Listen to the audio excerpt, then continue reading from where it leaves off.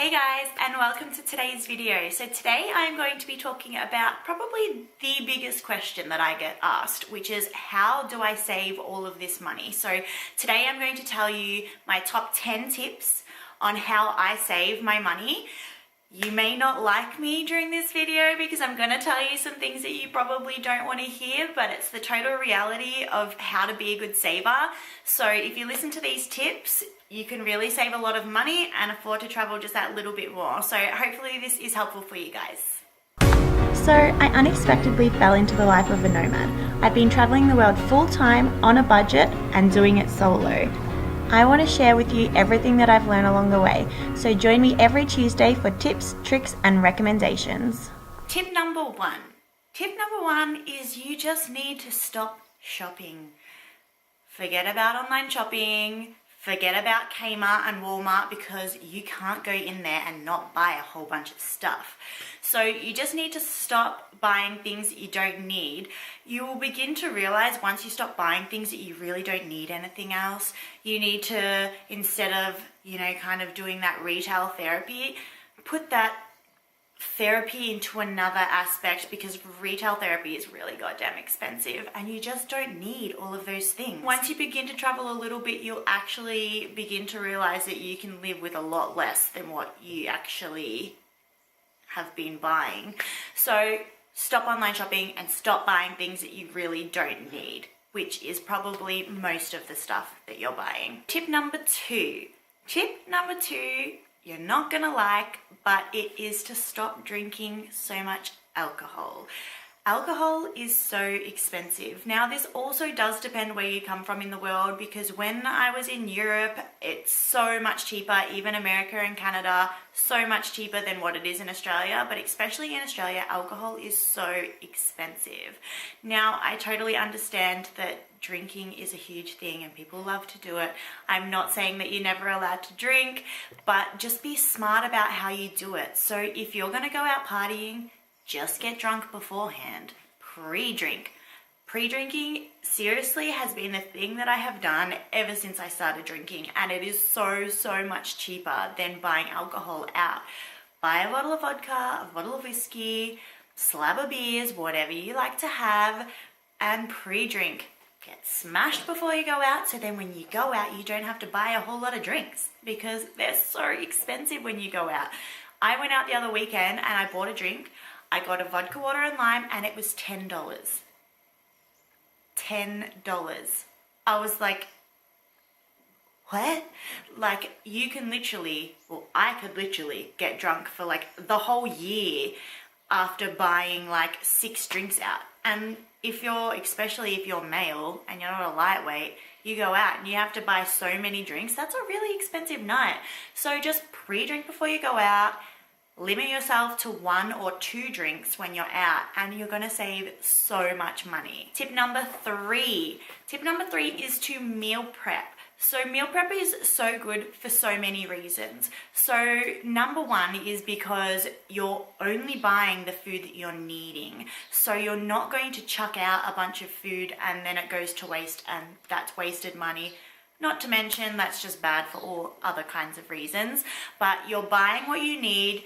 You're writing out what you need for your recipes that you're going to cook. You cook with everything.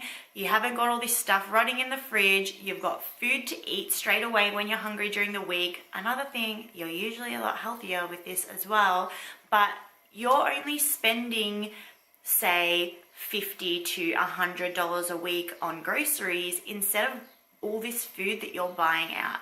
When you eat out, it is so expensive. If you're buying lunch out every day, that money really adds up.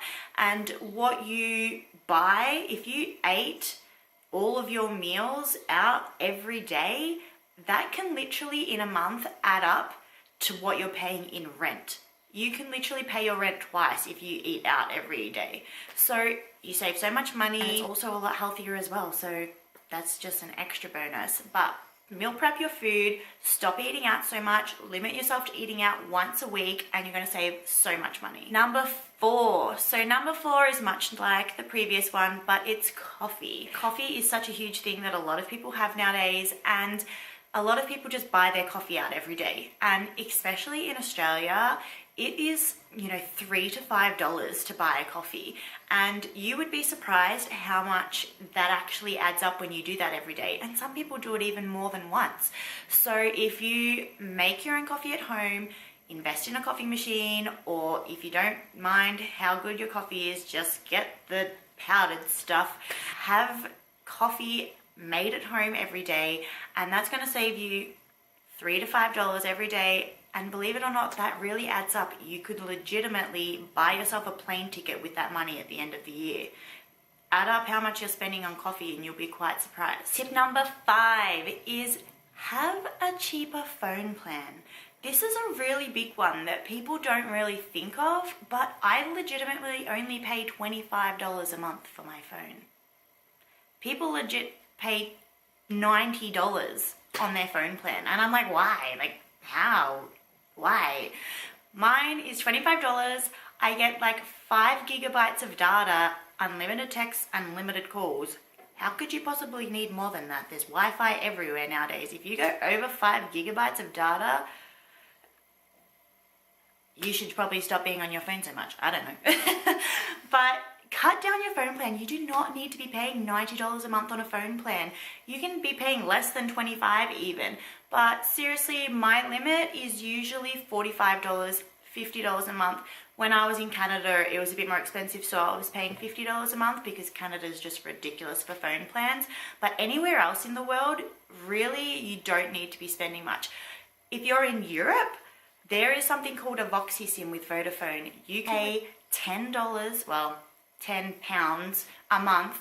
That gives you unlimited texts and calls, but you have unlimited social media. So I think I had a couple of gigs of extra data to use on other things, maybe 3 gigabytes or something, but I could never ever go over it because all my social media, from Pinterest to Instagram to Facebook, anything that you kind of even use for the internet was all free. So I had like 3 gigabytes of data to use on Maps and Safari, so I was never going to go over that. So pretty much get yourself a smaller phone plan because you really don't need it. Tip number 6 is something that this one's going to have to go to the younger people because some of the older people may have already done this one and I can't help you now. But this is something that I personally did without thinking of the fact of travel when I did it. But it just happens that it has really helped me to save and afford travels, is not buying a brand new car. So when you buy a brand new car, that's another bill that you have to pay every week, fortnight, month, however you pay it. And it really adds up to your month bills that you pay.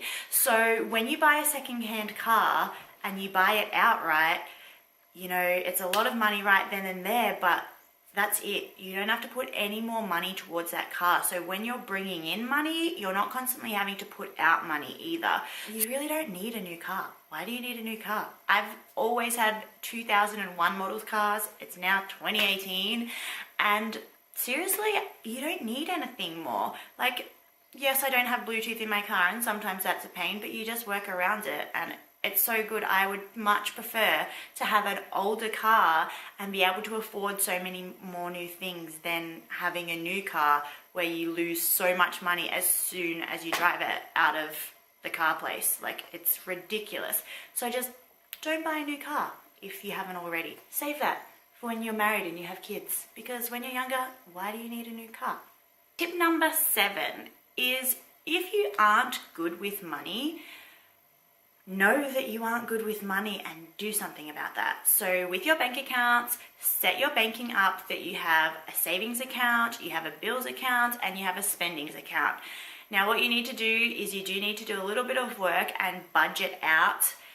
See what you're bringing in per month, see what you're putting out on average per month, and know this. So you have a bills account, you know how much your bills are usually costing every month, and from each paycheck, put what you need into that billing account. So you're never going to go where you can't pay your bills.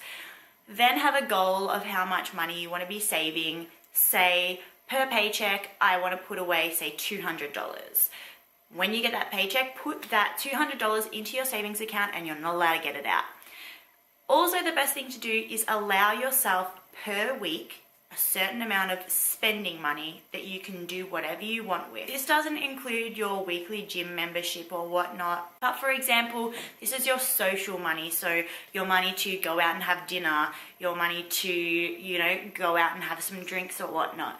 So depending how much money you bring in, obviously this budget is going to be different for someone who earns less money. You might have to have a smaller budget because you don't want to be spending too much of your monthly income, but allow yourself some spending money so you don't feel super restricted. So if you aren't good with money, give yourself $100. If you spend that $100 and someone else asks you to go out on the weekend and you've already spent your money, tell them it has to wait till next weekend, and just be really strict with that, and that's really going to help you to save your money. So tip number 8. Tip number 8 is to be smart about your living situation. So house share. House share saves you so much money in comparison if you're living somewhere by yourself. If you're renting an apartment all on your own, if you're living, examples, right in the CBD, you're going to be spending so much more money. So live a little bit out of the city. It's much, much cheaper than living right in the city, but also have housemates. Because not only is your rent going to be cheaper, but also all your bills are going to be cheaper as well, because you're having 2 or 3 people to split those bills with. I can't tell you the last time I lived by myself. I don't think I've ever lived by myself for that matter. I have actually never lived by myself. I've always had at least 2 other people living with me. And I have never, ever, ever spent more than $600 a month on rent. If you're spending more than $600 a month on rent, you really don't need to be. And some people really are the type of people that they have to be living by themselves. But that's a risk that you're going to have to take of not being able to save so much. You've got to pick and choose. But personally, I like living with other people, and it's so much more affordable. Tip number 9. Tip number 9 is to book a trip. This is really weird, but if you book a trip and you know that you have a trip coming up in 6 months' time, it pressures you to save. So if you don't have anything planned, you just go day by day and you don't have anything to work towards, and you kind of don't really have any reason to not buy that really nice jacket that you see on that coat hanger. So if you book a trip, you're going to start to feel pressured. It's kind of like when you leave your homework to the last minute. You're going to be like, I have a trip coming up in 6 months. I really need to save. Sorry, I can't go out this weekend. And it gets you more excited to be saving, because you're like, oh yeah, like I would rather be spending this money in Fiji. So you save, and you know that you have to save, otherwise you can't go on this trip, and you've already booked the flights, so you kind of have to save. So if you're someone that works really good in those circumstances, then just book a trip and force yourself to save. And tip number 10 is a little bit like tip number 9, apart from a little bit less risky, is just have goals. Set yourself a goal of how much money you want to save. Say in January, your New Year's resolution is to save 10 grand. And once you have 10 grand saved, you can do a lot. But set yourself goals, whether it's a weekly goal of how much money you put away or a monthly goal of how much money you save. But set yourself little goals and big goals so you have something to work towards, because naturally, humans work way better with goals. And if you're someone who really isn't driven, if you don't have anything laid out in front of you, set a goal and be determined. And once you reach that goal, you're allowed to book a trip or something like that. So then you have some incentive to actually work towards that goal. So they're my top 10 tips for saving. Now you need to remember that everyone's lifestyle is different. Everyone has their things that they feel they need to spend money on, and other people have their things that they need to spend money on. Personally, I never feel like I'm missing out when I don't go out for meals or I don't go out drinking. Like, I just have my other ways around it. For example, I'll be like, do you want to come to my place and we'll cook a meal, or let's go for a walk in the park instead. There's other things that you can do which cost less money and you can still catch up with people and have a social life and things like that. So you don't have to sit at home and do nothing to save money. You can still do things. You know, you can go on a walk, you can go for a hike, go to the beach. All these things cost nothing but a little bit of gas money, and you can share it with a person that you're going on the adventure with. So you don't have to do nothing with your life just to save some money. Just be smart about things and you'll rock it. Hopefully this video was helpful. I really hope this maybe inspires you to change a couple of little bits and pieces to save a little bit more money so you can go on your next trip. Give me a thumbs up if you liked today's post. Hit subscribe if you want to see videos like this every week. And make sure you put a comment down below. Let me know of any little things that you do to save some money, or which tip did you find the most helpful out of the top 10 tips that I gave you today. We'll see you next week, guys.